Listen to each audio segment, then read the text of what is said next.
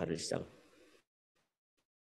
오늘 함께 나눌 하나님의 말씀은 사무엘하 구약성경 사무엘하 11장이 되겠습니다. 사무엘하 11장 14절부터 27절까지 어제 다윗이 밧세바와 범죄한 상황, 다음의 상황을 제가 오늘 계속 읽도록 하겠습니다.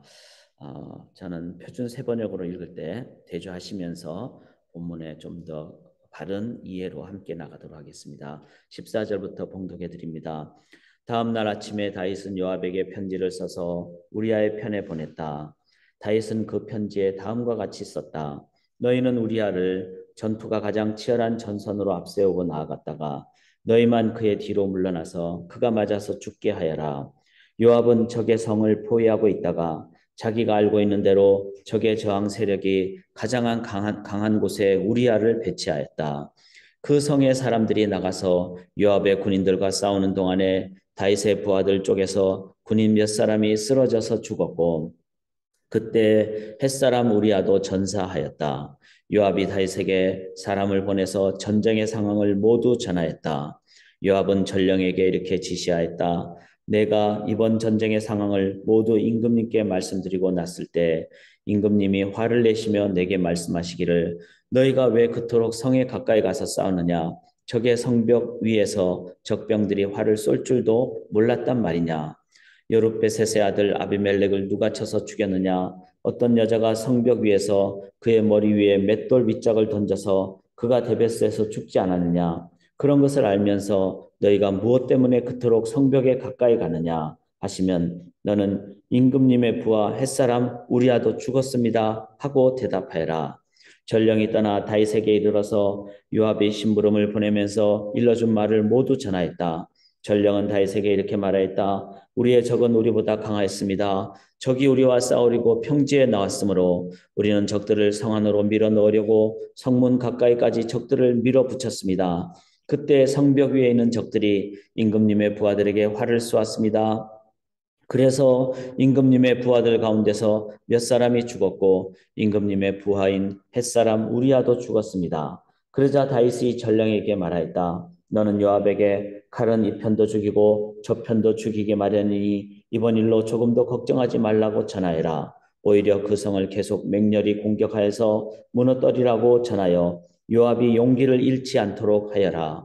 우리아의 아내는 우리아가 죽었다는 소식을 듣자 자기의 남편을 생각하여 슬피 울었다. 애도하는 기간이 지나니 다윗이 사람을 보내어서 그 여인을 왕궁으로 데려왔다. 그 여인은 이렇게 하여서 다윗의 아내가 되었고 그들 사이에서 아들이 태어났다. 그러나 주님께서 보시기에 다윗이 한 이번 일은 아주 악하였다. 살아계신 하나님의 말씀입니다. 어떻게 하면 죄를 짓지 않을 수 있을까? 어제 이어서 함께 말씀을 나누도록 하겠습니다. 죄 부분은 우리가 말씀대로 정립을 하고 또 머리뿐만 아니라 우리의 온 삶으로 바르게 정립을 할 때 죄를 이길 수가 있습니다. 그래서 오늘도 이 말씀을 깨어있는 기도하는 마음으로 우리가 함께 말씀을 나누기를 원하는데 이렇게 성경이 본문에서 죄를 말하는 것을 저희는 어떻게 보면은 이 말씀의 바른 자세라고 저희가 볼 수 있습니다. 세상은 그렇죠.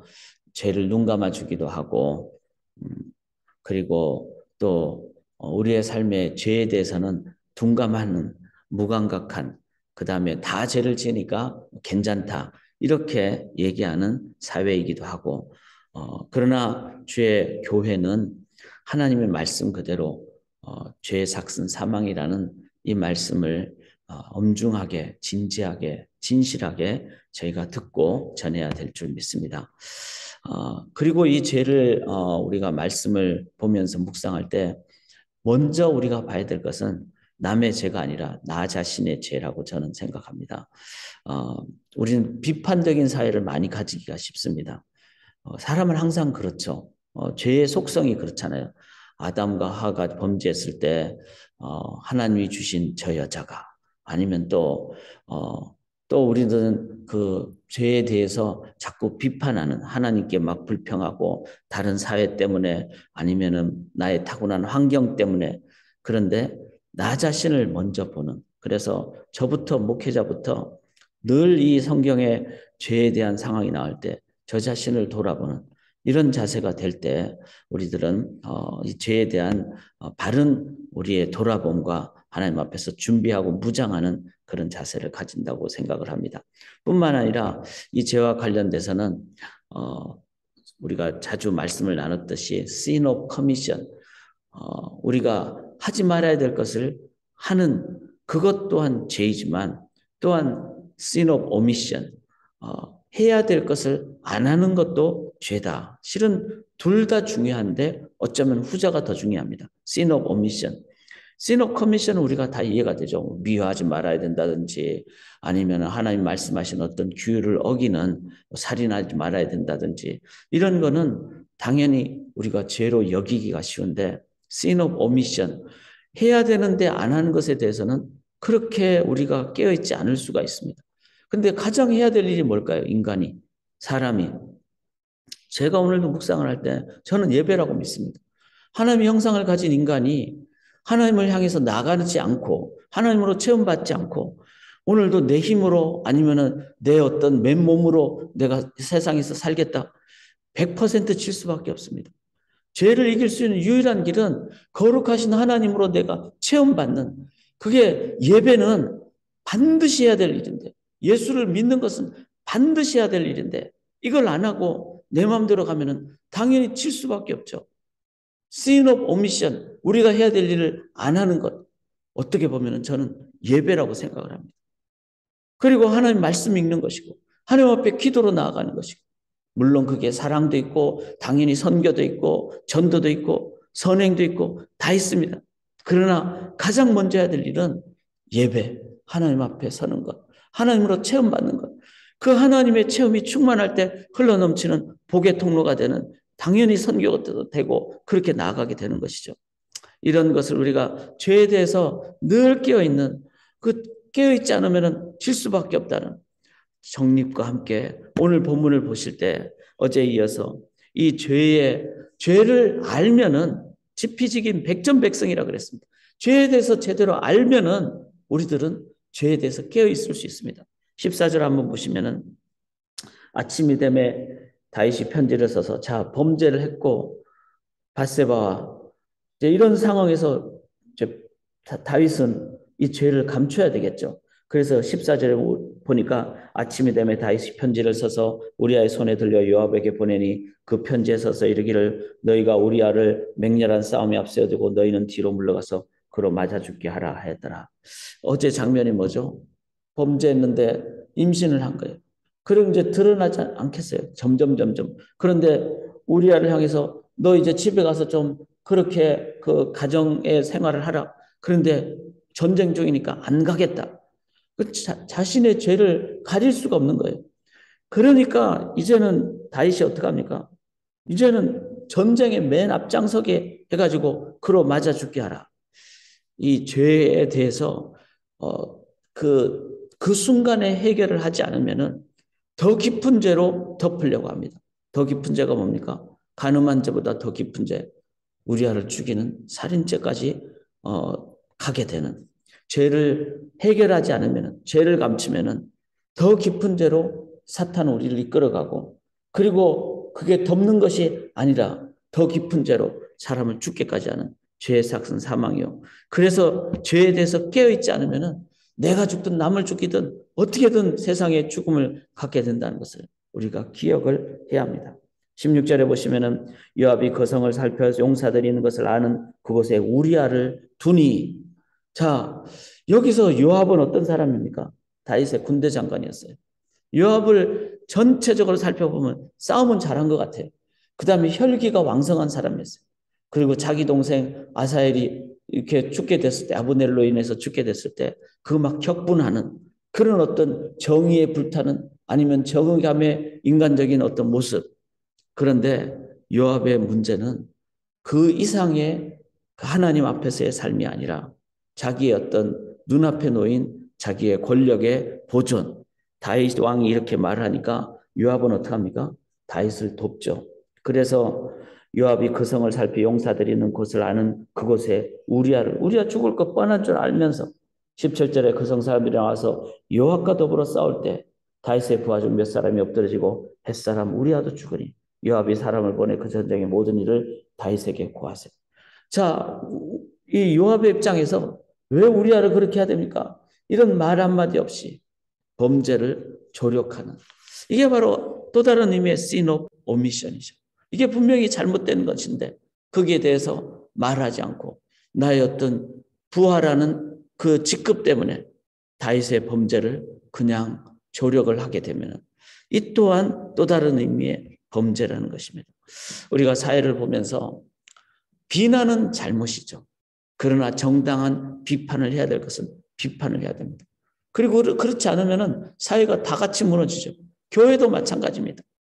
정당한 비판과 정당한 비판에 대해서 하나님 앞에서 말씀 앞에서 자기를 돌아보면서 받을 수 있는 자세. 그럴 때 우리는 공동체가 함께 깨어있게 되고 하나님 앞에 인도함을 받게 된다. 이것 또한 우리가 잘 봐야 될 영역입니다. 25절 한번 보시면은 그렇게 해서 이제 우리아가 죽게 되는데 25절에 다윗이 전령에게 이르되 너는 요압에게 이같이 말하기를 이 일로 걱정하지 말라. 칼은 이 사람이나 저 사람이나 삼키느니라. 그 성을 향하여 더욱 힘써 싸워 함락시키라 하여 너는 그를 담대하게 하라 하니라. 자, 다윗이 전령에게 이르되 걱정하지 말라. 이렇게 얘기를 합니다. 이제 누가 죽었죠? 우리아가 죽었어요. 처음에는 마음에 조그마한 마음으로 시작했지만 그 다음에는 한 가정을 무너뜨리게 되죠. 사람을 죽이게 되죠. 죄가 계속되고 진행되면은 사람이 죽어도 그걸 어떻게 합니까? 걱정하지 말라 하면서 양심이 무디어지게 됩니다. 이게 죄가 우리를 죽이려는 그 무서운 인도함이라는 것입니다. 한 번 했을 때 큰 가책이 있을 때 하나님 앞에 돌아오지 않으면 그 다음에는 마음이 무디어지고 양심 둔감증에 걸리게 되는, 지금 이 사회가 저는 그렇다고 생각합니다. 이렇게 뉴스가 함께 빨리 퍼지면 퍼질수록 악에 대해서도 워낙 많이 일어나면 이제는 그런가 보다 이렇게 생각되는, 그래서 이 죄의 무서움을 우리가 기억을 해야 됩니다. 그 무서운 것 중에 가장 무서운 27절 끝에 보시면은 다윗이 행한 그 일이 여호와 보시기에 악하였더라. 자, 우리야도 죽은 것에 대해서 왕의 권력을 이용해서 다 덮어버렸죠. 요압도 협조를 했죠. 전쟁은 이겼죠. 뭐 이런 상황이 되니까 없어질 것 같은, 그러나 단 한 분, 다른 사람이 다 몰라도 단 한 분, 하나님은 정확하게 평가하십니다. 그리고 그 하나님 앞에 우리들이 다시 서게 되는 그날, 이 부분은 하나님 앞에 드러난다는 것을 기억하실 때 우리가 죄의 이 무서운 부분을 기억을 하면서 오늘 이 사회와 또 삶을 보시면서 특별히 죄는 남을 보는 것이 아니라 자기 자신, 하나님 앞에서 우리 자신을 깊게 보고 정직하게 보면서 가져야 될 가장 중요한 자세는 죄는 죄라고 여겨질 때 지금 멈춰야 됩니다. 사탄은 오늘도 수단과 방법을 가리지 않고 공격해 옵니다. 그때 지금이라는 말은 삶의 매 순간을 의미합니다. 매 순간 죄에 대해서 깨어있고 하나님께 깨어있고 그리고 하나님의 능력으로 깨부술 때만이 우리가 하나님의 능력으로 이기게 되고, 그럴 때만이 우리의 삶을 통해서 하나님의 살아계심 그리고 하나님의 그 영광 받으심이 우리 속에 있게 될 줄 믿습니다. 마지막 한 글자를 꼭 기억하시면서 우리가 오늘도 기도할 수 있기를 원합니다. 깨입니다. 깨어 있어야 됩니다. 그리고 하나님의 능력으로 깨 부술 수 있을 때까지 우리들은 하나님 붙잡고 체험받고 의지함으로 오늘도 하나님의 능력으로 승리하시는 주의 백성 되시기를 주님의 이름으로 간절히 기원합니다. 살아계신 하나님, 아버지 앞에 무릎 꿇습니다. 쉽지 않고 우리 모르는 결코 이길 수 없는 이 싸움임을 우리가 깨어 이해하고 기억하고 기도하게 도와주시옵소서. 하나님 외에는 이길 수 없음을 기억함으로 하나님 전심으로 붙잡고 삶의 예배자로 순간순간의 예배자로 그리고 매 순간 하나님만 의지하는 무릎 꿇는 기도자가 되므로 하나님의 능력으로 오늘도 승리하는 저희들 되게 도와주시옵소서. 이제 삶의 예배로 나아갑니다. 기도로 나아갑니다. 하나님으로 채워주시옵소서. 온전히 의지하며 살아계신 예수 그리스도의 이름으로 간절히 기도드리옵나이다. 아멘.